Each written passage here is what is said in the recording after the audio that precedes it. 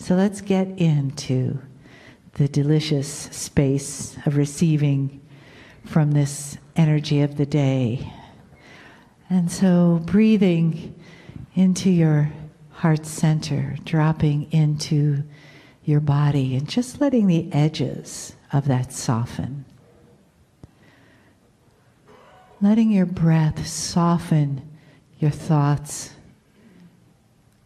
and letting your breath soften your body so that you just relax. Shoulders relax, your belly relaxes, your heart opens. Even your feet inside your shoes soften as you connect with Gaia underneath you.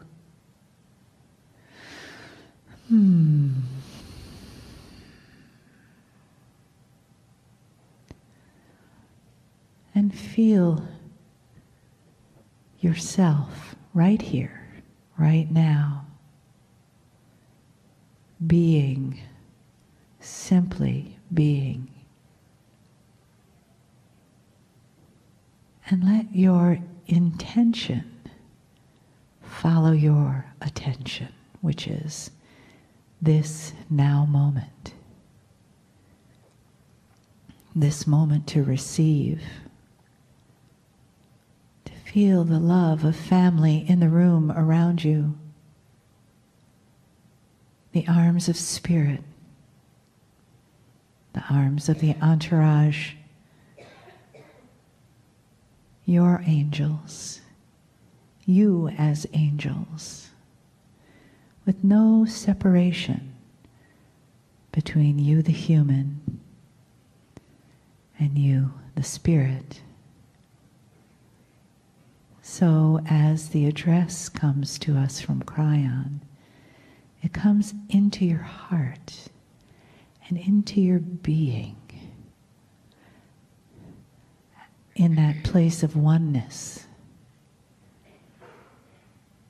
in that place of I am one with the divine. I am divine. Greetings, dear ones. I'm Kryon of Magnetic Service.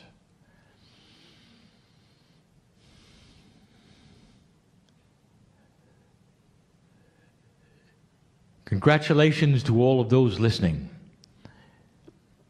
who have stopped what I would call the chatter and put that which is the three-dimensional reality behind you. That which you were born told, this is the way it works, behind you. And instead have accepted something that is beyond what you were taught. That there's a creator who loves you, who loves you. And that this creator is part of your actual makeup. At the cellular level, God is inside. So much is this obvious to some of you that you would even greet each other with a symbol, a motion. The God in me greets the God in you.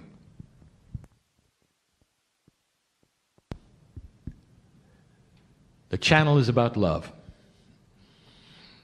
How many channels have I given about love? And why is it today I give the channel about love? Because today is Valentine's Day.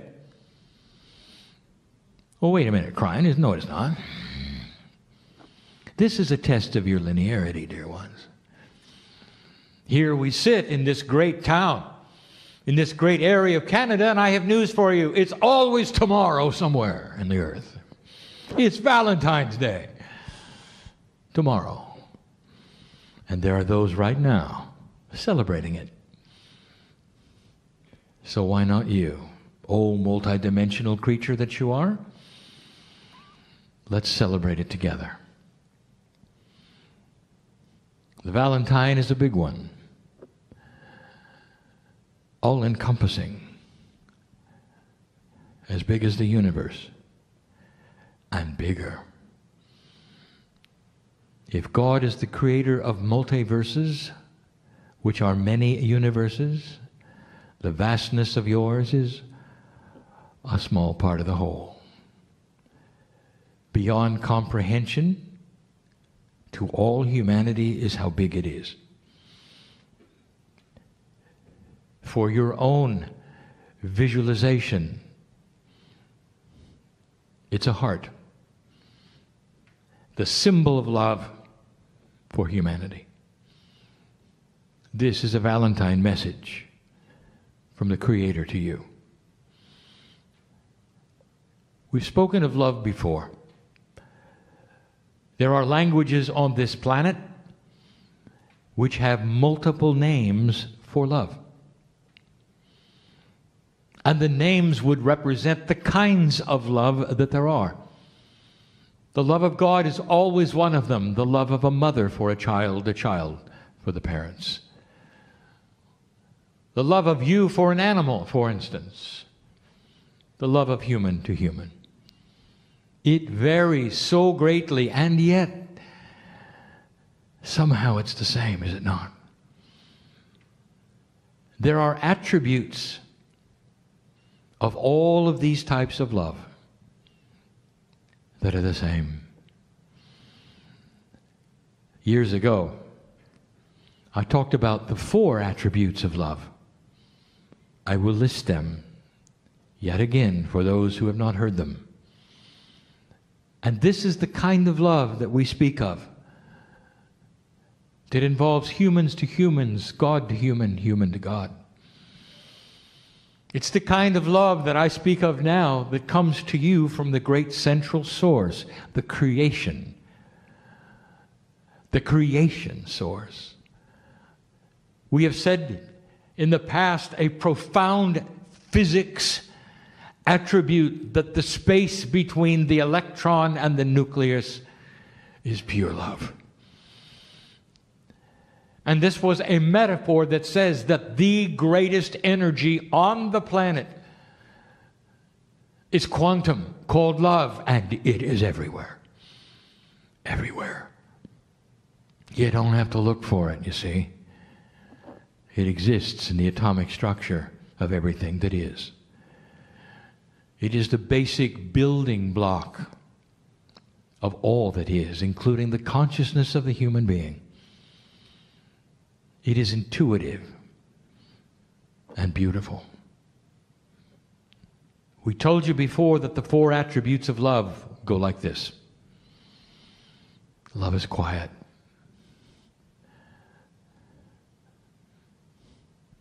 Doesn't announce itself, you see, it just is. In all of its profundity and pureness, it just is.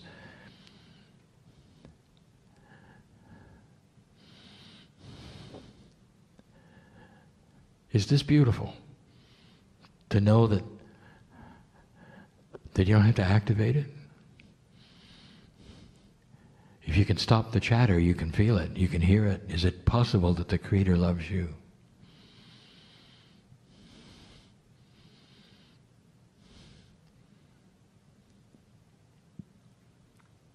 Doesn't announce itself. Doesn't have an agenda. Doesn't call for you to do something to activate it. It just is. Love has the attribute, to use all of the attributes together, it's a circle. It is. The attributes of love are profound. They're simple. Love is pure. Doesn't puff itself up. It is so big, it is so filled with everything that is, and yet it doesn't yell it from the housetops, from the mountaintops. It doesn't say, "Here I am, worship me." It's quiet.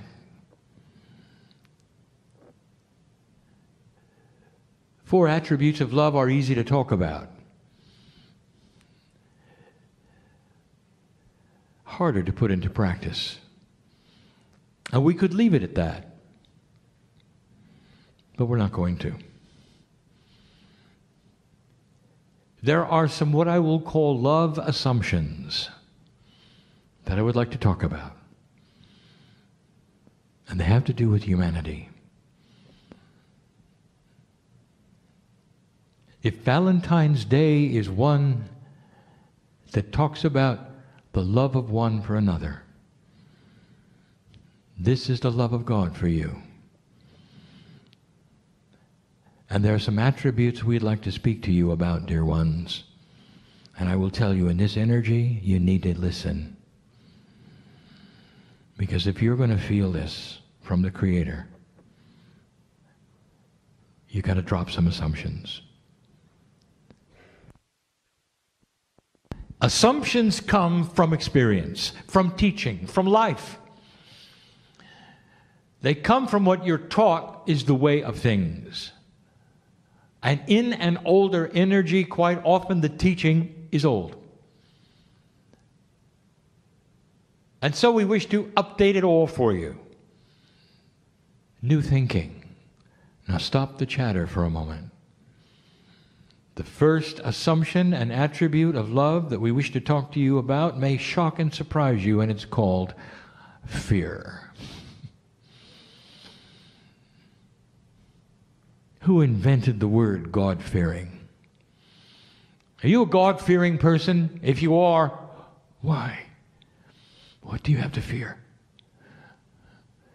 And you will say, well, this is what we were taught. God is everything and we're nothing. And so, where's the fear come from? Perhaps you are mixing it up with what the Greeks said were God. They made their gods dysfunctional, so you could fear them. Or some of the other societies who built that which they considered their gods to be strong, judgmental, squash a human if you didn't do the right thing. And yet somehow that carries over right to you in this modern time, and you say, well, I'm a God-fearing person, and you're so proud of it. And I'm going to say to you, why? Don't you understand?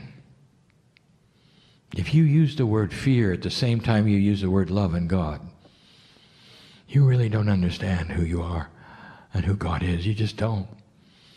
You're just saying the words. The Creator of this universe knows your name.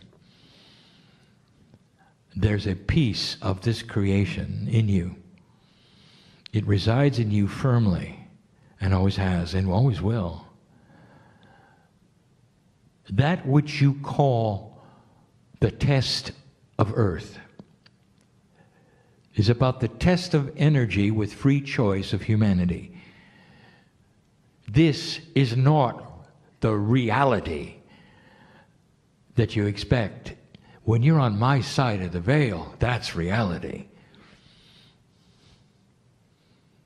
You keep coming and going and coming and going and coming and going to process something grand and great on this planet, old soul, and you're doing it now. There's been no greater time than this, where this test comes to fruition and you start to see the light win over the dark. And the love of God is your fuel. It is your fuel, and if you fear it, your tank is empty. As goes love, goes earth, goes the galaxy, goes the universe. There are many universes. There's things that you should know. The very vibration of the quantum energy, of the cosmic tone that you can hear that actually speaks of the creation, or what you call erroneously the Big Bang, is love. It's love. Cosmologists can hear it. They don't know what it is.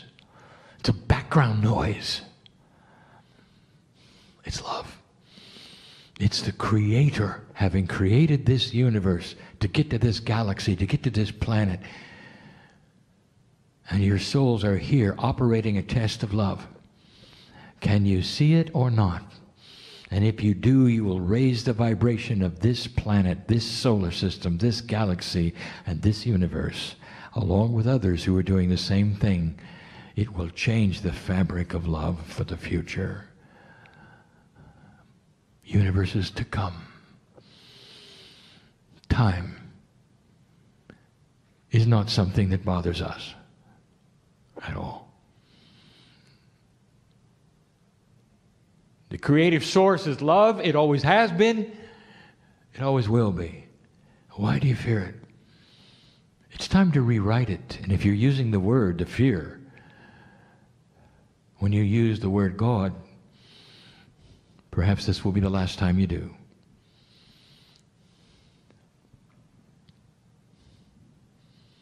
There's another assumption, size. You're small, God is big. And when you sit and look at the cosmos, even with your own naked eye, it's overwhelming, overwhelming. If you were to be so fortunate as to study the cosmos and call yourself an astronomer, it is so vast and so amazing that almost every astronomer knows deep down inside, life is everywhere. Ask an astronomer the odds that it wouldn't be, and stand back for an answer you didn't expect. Astronomers know that the odds of life have to be that it's everywhere. You look at the non-visible universe, that which you cannot see with your eyes, that which you can only sense with instruments, and it's vaster than you ever thought. As big as your galaxy is, to think of billions of others boggles that which you would call your sensory perception of reality. And there you sit like a microbe on a little ball called Earth. So small. God is so big to have created everything. Therefore, the assumption goes, God doesn't know you. Therefore, you've got to shout louder to be heard. Therefore, therefore, therefore. And it isn't true. You got to drop the logic for a minute. The smallness that you believe that you are compared to the largeness which is the universe is immaterial when it comes to love. Love is bigger than this. Dear ones, your soul is as big as anything that exists. That which your soul is, which you paint some picture of,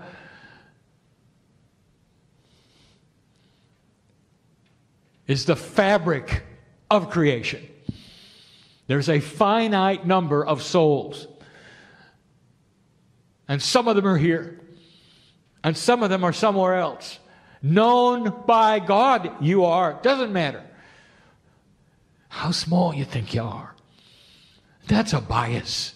Don't assume that you're tiny little cog in the machine when you're known by God, the creator of the universe,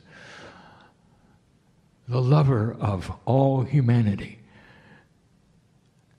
You echo that which is creation on this Valentine's Day. You're part of the greatest heart that has ever beat, which is the Creator's.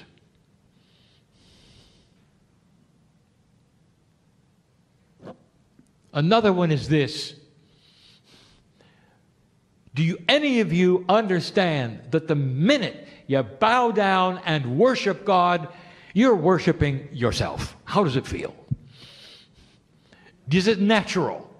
And the answer is no.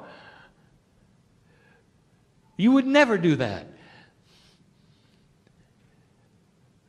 I want you to look at this differently. The creative source does not want to be worshipped. Did you hear me? We want to be loved back. It's different. It's different than groveling, or seeing yourself as nothing, or climbing stairs, or whipping yourself so that blood appears, so somehow we'll pay attention to you. Do you understand? All we want is to be loved back. Do you know what happens when you love us back? A connection happens. That is the oil that lubricates your enlightenment. Were you aware of that? The oil that lubricates your enlightenment is the love connection to the other side of the veil. Don't worship us. Love us. It's a big, big difference. You have so many on this planet giving you the advice on what God wants, not understanding or knowing what God wants. It's all biased in what humans think God wants. And it isn't the truth. We don't care which way you face. We don't care if you bow or stand. Love is everywhere. We love you to your last breath and then beyond. And when that's over, and 3 days later when your soul appears and the celebration begins, all you see is love. All you hear is the music of the strings of love. And then you're home, and that's reality. This is not. This is being human. To you, it's everything at the moment. And it is because you have before you a test of energy that you've never had before, that is such a grand scale you cannot even believe it. What you do here on this planet next, old soul, is going to affect universes someday to follow. And the irony is, you sit there thinking you're trapped in time, you're going to be part of the universes to follow because you're timeless. Timeless. As pieces of God that you are, you'll always be, and you always will, and you always have been. Hard for you to imagine such a thing. Pieces and parts of your soul are other places right now. They're parts of you. You didn't really understand that. We've told you that before, dear ones. Love is so grand. The last thing we want to tell you. Dear ones, unless you can fall in love with that part of you which is God, listen to me. Unless you can really fall in love with that piece of you which is God, despite all the faults you think you have, until you fall in love with the God part, nothing else is going to happen. It's getting profound. The energy on this planet is starting to become more sacred all the time. You want to know why the dark armies are here? Because they are losing. And the light is starting to show itself. And they know it. Crawling out from under the rocks. Trying to find anybody else who is dark as they are, in order to join them and defeat something that's undefeatable called the light of love on planet Earth. Love is the catalyst for everything else in your life. If you're going to sit in the dark, you're not going to let love in. If you're going to sit in fear, you're not going to let love in.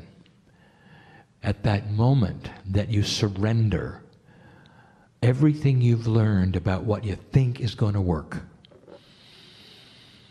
and let the walls come down, the love of God comes in, and it is the catalyst for everything. It is the catalyst for healing, life's purpose, joy, celebration, peace, a good night's sleep. You hear me? That's what's going on this planet. The prophecy of the eagle and the condor is the prophecy of the ancients. Loosely translated, it's when the earth starts to become aware of divinity inside. When the mother energy, which represents creation, starts to appear in all parts of the planet, and the mother energy, metaphorically, is known as love. The love of a mother for its child is renowned. Some of the greatest love that any human could have for another human being. And it dwarfs in comparison with the love of God for you. But you got to start somewhere, dear ones.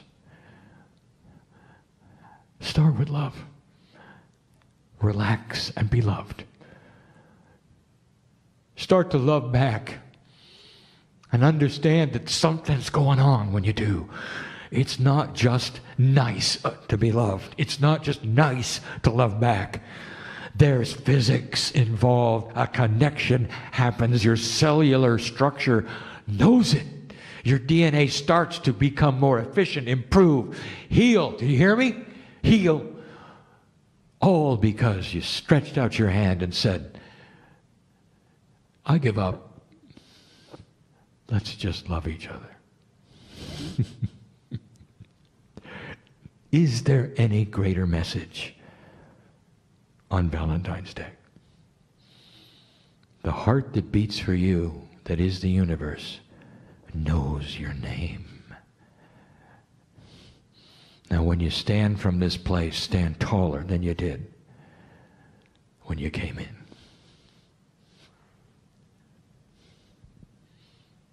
I love you. And so it is.